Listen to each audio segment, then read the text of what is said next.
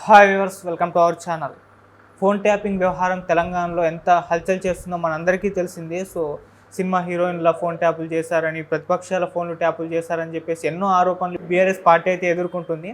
అయితే ఈ phone tapping అవసరమని అప్పటి ప్రధాని మన్మోహన్ సింగ్ గారే చెప్పారని చెప్పేసి ఇప్పటి బీఆర్ఎస్ నేత క్రిషాంక్ గారు చెప్పడం చూస్తున్నాం. అసలు మన్మోహన్ సింగ్ గారు ఎందుకు ఇటువంటి వ్యాఖ్యలు చేశారంటే, ఏ సందర్భంలో ఆయన వ్యాఖ్యలు చేయాల్సి వచ్చింది అన్న విషయం మీద డిస్కస్ చేయడానికి ప్రజెంట్ మనతో పాటు సీనియర్ జర్నలిస్ట్ జయదేవ్ గారు వారితో ఒకసారి డిస్కస్ చేద్దాం. సార్ నమస్కారం. సార్ నమస్తే అండి. సార్, అంటే ఫోన్ ట్యాపింగ్ అవసరం అని చెప్పేసి అప్పటి ప్రధాని మన్మోహన్ సింగ్ గారు చెప్పారని చెప్పేసి ఒకసారి గుర్తు చేశారు బీఆర్ఎస్ నేత క్రిషాంక్ శర్మ గారు. అంటే ఇప్పుడు ఎందుకు గుర్తు చేస్తున్నారు? మరి అసలు ఫోన్ ట్యాపింగ్ వ్యవహారం పైన మీ ఒపీనియన్ ఏంటి? అసలు ఏ సందర్భంలో మన్మోహన్ సింగ్ గారు చెప్పుకుంటారు సార్? క్రిషాంక్ గారు సోషల్ మీడియా కన్వీనర్ ఏదో ఆయన, అంటే కేటీఆర్ గారికి విధంగా రైట్ హ్యాండ్.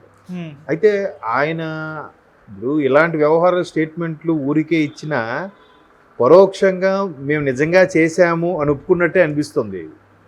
అంటే ఇదే ప్రాబ్లం. ప్రతి ఒక్కరూ నాయకులుగా మారి స్టేట్మెంట్ ఇచ్చేస్తే ఏదో అధిష్టానం దృష్టిలో పడిపోతాము, వీళ్ళకి కాపాడేస్తామని అని ఫీల్ అవుతారేమో. కానీ ఇట్లాంటి స్టేట్మెంట్లు ఇవ్వడం వల్ల ఇప్పుడు ఎలా ఉందంటే, మేము దొంగతనం చేసాం, దొంగతనం తప్పులేదని ఒకప్పుడు మన్మోహన్ సింగ్ గారు అన్నారు అన్నట్టుగా ఉంది. ఆయన దొంగతనం తప్పులేదని ఎప్పుడని ఉంటారు? ఇప్పుడు మన దగ్గర నుంచి వెపన్స్, మిసైల్స్ టెర్రరిస్టులు తీసుకెళ్ళిపోతే వాళ్ళ దగ్గర నుంచి మెలగ చాటుగా మాటుగా వాళ్ళతో యుద్ధం చేసేనా మనం సైనికులు తెచ్చారనుకోండి, బాగా చేశారంటే అది దొంగతనం ఎందుకు అవుద్ది? అలాంటి సందర్భంలో దొంగతనం అయినా కూడా మన ఆస్తి మనం దక్కించుకున్నామనే ఫీల్డ్ వచ్చే ఎగ్జాంపుల్ చెప్తున్నాయి. అలాగా ఇప్పుడు ఇలాంటి స్టేట్మెంట్లు ఇవ్వడం వల్ల మన్మోహన్ సింగ్ గారు మేబీ ఎప్పుడు ఇచ్చారో ఎలా ఇచ్చారో తెలియదు. ఇప్పుడు అంతర్జాతీయ వ్యవహారాలు మన దగ్గర ఉండే ఎంబసీల్లో, వివిధ దేశాల యొక్క ఎంబసీలో వ్యక్తులు ఉండేటప్పుడు కొన్ని దేశాలు, మనం అంటే పడని కొన్ని దేశాలు మనతో సఖ్యంగా బయటికి నటిస్తున్నా మన దాయా దేశాలు ఒకవేళ వాళ్ళు ఏమైనా కుట్ర పడుతారేమో అనే ఉద్దేశంలో అటువంటి వ్యక్తుల మీద నిఘా పెట్టడము, ట్యాపింగ్ పెట్టడం జరిగితే ఆపద్ధర్మం గురించి తప్పులేదు. అంత మాత్రాన వీళ్ళు ప్రతిదీ చిల్లర విషయాలకు కూడా గెలుస్తామో లేదో, గెలిచేవాలంటే మీ పథకాలతోని, మీ పరిపాలనతోని మీరు ప్రజల్లో మీ యొక్క అభిమానాన్ని చూరగొనాలి. కానీ ఇట్లా ట్యాపింగ్లు చేసి వాళ్ళ ప్లాన్ వేస్తున్నారు కదా మనం ఈ ప్లాన్ వేయాలి, వాళ్ళు అలా చేయాలనుకుంటున్నారు కదా వాళ్ళకి ప్లాన్కి బెడిసి కొట్టేలా మనం ఇలా చేయాలి అంటే అదేమవుద్ది? అటు పక్క కూడా ఆలోచనలు దుబ్బేసినట్టే ఉంది. అది అలా కదా దాని అర్థం. సో కాబట్టి ఇప్పుడు అంటే ఈయన తెలిసి మాట్లాడారో తెలియక మాట్లాడారో తెలియదు, కానీ ఇండైరెక్ట్గా అదే అర్థం అనిపిస్తుంది. మన్మోహన్ సింగ్ గారు ఒకప్పుడు దొంగతనం చేయడం తప్పు కాదు అన్నారు అన్నట్టుగా అనిపిస్తుంది. అంటే ఇండైరెక్ట్గా ఒప్పుకుంటున్నట్టే సంకేతాలు ఇచ్చినట్టే కదా. ఒకప్పుడు మన్మోహన్ సింగ్ గారు అలా అన్నారు కాబట్టి ఆయనకి ఇప్పుడు వెళ్ళి ఎంక్వైరీ చేయాలి అంట రేవంత్ రెడ్డి గారు, సోనియా గాంధీ గారు, కాంగ్రెస్ వాళ్ళు వెళ్ళాలట. ఏముందండి అంటే ఇవి కొన్నిసార్లు ఎలా ఉంటాయంటే నాయకులు కూడా, ఇప్పుడు మొన్న కేటీఆర్ గారు కూడా బీఆర్ఎస్ పార్టీ పేరు మార్చిన తర్వాత కూడా పక్క రాష్ట్రంతో మాకేం సంబంధం అని అనకూడదు కదా. బీఆర్ఎస్ అంటే ఏంటి? భారత రాష్ట్ర సమితి అంటే భారతదేశం మొత్తాన్ని కూడా ఎక్కడైనా వీళ్ళు విస్తరించవచ్చు, ఎక్కడైనా పోటీ చేయొచ్చు. మరి అలాంటి ఉద్దేశంలో పక్క రాష్ట్రం మీరు ఎందుకు వెళ్ళాలి కదా. పక్క రాష్ట్ర సమస్య కూడా నీ రాష్ట్రంగా ఫీల్ అయితే కదా. అట్లా ఆయన స్లిప్ అవ్వడం, చంద్రబాబు గారు అరెస్ట్ అయిన తర్వాత పక్క రాష్ట్రం మనకేంటి సంబంధం అని అనడం, ఇది కొద్దిగా ట్రోల్స్ అయ్యే బాగా. అది కొంచెం ఆయనకి వ్యతిరేకంగా ఇబ్బంది పెట్టిందని నా అభిప్రాయం. సో ఇప్పుడు కూడా ఈయన క్రిషాంక్ గారు ఫోన్ ట్యాపింగ్ తప్పలేదని మన్మోహన్ సింగ్ గారే అన్నారు కదా, అంటే ఫోన్ ట్యాపింగ్ చేశారా మీరు? దాని అర్థం అదే కదా. అట్లాంటి స్టేట్మెంట్ వల్ల మరికొద్దిగా ఇరకాటంలో పెట్టేలా ఉంటాయి.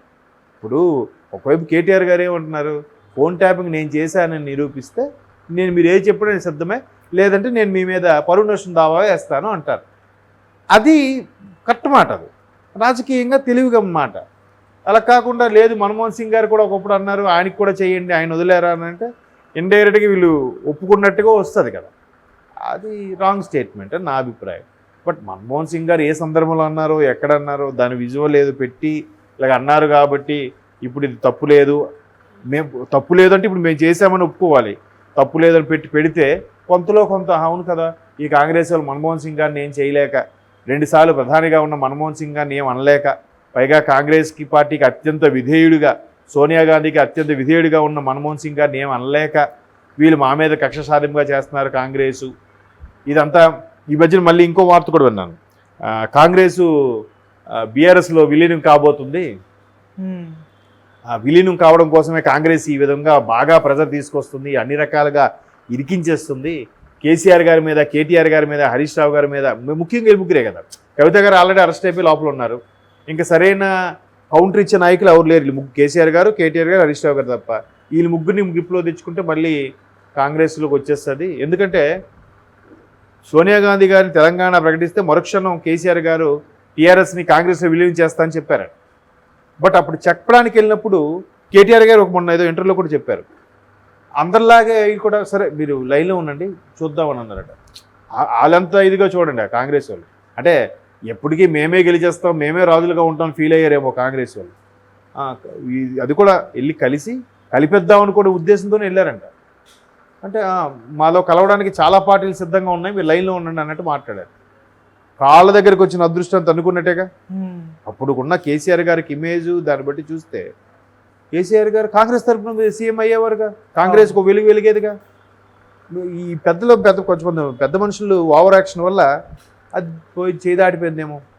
అందుకే ఇప్పుడు మరలా ఏదో ఒకటి చేసి బీఆర్ఎస్ని అలియాస్ టీఆర్ఎస్ని కాంగ్రెస్లో విలీనం చేసుకోవాలని చూస్తుందని కూడా నిన్న మొన్న వార్తల్లో ట్రోల్స్ చూశాను నేను. సో మొత్తం మీద కాంగ్రెస్ అయితే ఫోన్ ట్యాపింగ్ వ్యవహారం చాలా సీరియస్గా తీసుకుంటుంది. అది టీఆర్ఎస్కి కూడా బీఆర్ఎస్కి కూడా మొత్తానికి మెడకు చుట్టుకునే అంశంగా తయారైందని అర్థమవుతుంది. ఎందుకంటే కొంతమంది పోలీసులు కూడా ఓపెన్గా చెప్పి ఒప్పుకున్నారు, నాకు ప్రభుత్వం నుంచి ప్రజల వల్ల నేను చేయాల్సి వచ్చింది, నేను నామమాత్రుడిని. కోర్టు వ్యవహారాలు కూడా ఎలా ఉంటుందంటే నేరం చేసేవాడి కన్నా చేయించేవాడికి ఎక్కువ శిక్ష ఉంటుంది. సో ఇక్కడ ఆఫీసర్స్ కూడా సార్ మేము పెళ్ళ మెడలతో ఉన్నవాళ్ళం, ప్రెజర్ చేశారు, చేయక తప్పలేదు, ఒప్పుకుంటే ఏముంది. ఎవడు చేయించాడో ఎవడు ప్రెజర్ ఇచ్చాడో వాడి పేక చుట్టుకుంటారు. వీడికి ఏమైతే మహా అయితే సస్పెండ్ చేస్తారు, లేదా ఒక పనిష్మెంట్ ఎక్కడికో చేస్తారు, అలా చేస్తారు. ఖచ్చితంగా ఫైల్ అయింది కాబట్టి సస్పెండ్ అయితే చేస్తారు, డిస్మిస్ చేస్తారనేది తెలియదు. పూర్తిగా నిరూపణ అయితే డిస్మిస్ కూడా చేసేయచ్చు, అది ఎలా ఉంటుందో తెలియదు. సో కాబట్టి ఇలాంటి నేరారోపణల వల్ల ఏం జరుగుతుందంటే వాళ్ళు ఇచ్చే స్టేట్మెంటు ఒకటి, వీళ్ళిచ్చే నేరారోపణే ఉంది, ఇంకా నిరూపణ అవ్వలేదు. ఆ నిరూపణ అయితే ఇంకా పరిస్థితి సివియర్గా ఉంటుంది. నిరూపణ అయిన తర్వాత ఇలాంటి స్టేట్మెంట్ ఇచ్చినా పర్వాలేదు, అవ్వకముందు స్టేట్మెంట్ ఇస్తే ఒప్పుకున్నట్టు అని అర్థం వస్తుంది. బట్ ఆయన ఎందుకు అలా మాట్లాడారనేది చూడాలి. కాకపోతే ఫోన్ ట్యాపింగ్ వ్యవహారం అనేది ఎవరు చేయించారనేది క్లియర్ కట్గా తెలియట్లేదు.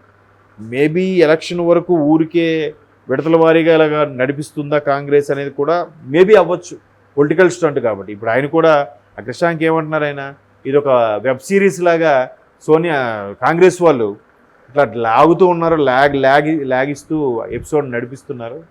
అదేం కాదు, ఇది కేవలం కేసీఆర్ గారు గొప్పతనాన్ని చూసి వారవలేక, కేటీఆర్ గారు ఒక టాలెంట్ని వారవలేక ఎలాగైనా తొక్కేయాలి అనే చూస్తున్నారని ఆయన ఆరోపణ. మరోవైపు ఈ బెదిరింపు భావజాలంతో, బెదిరింపులు చర్యలతో కాంగ్రెస్లోకి విలీనం చేసుకోవాలని బీఆర్ఎస్ని చూస్తోంది అని కూడా ఒక వార్త ఉంది. బట్ అది గెలుస్తుందా, ఇది గెలుస్తుందా, లేదంటే ఎన్నికల ముందు ఇది ఒక రకమైన పొలిటికల్ స్టంటా తెలియదు. బట్ ఎన్నికల తర్వాత జూన్ 4 తర్వాత ఒక క్లారిటీ వస్తుంది అని నేను అనుకుంటున్నాను. Okay sir, thank you so much sir.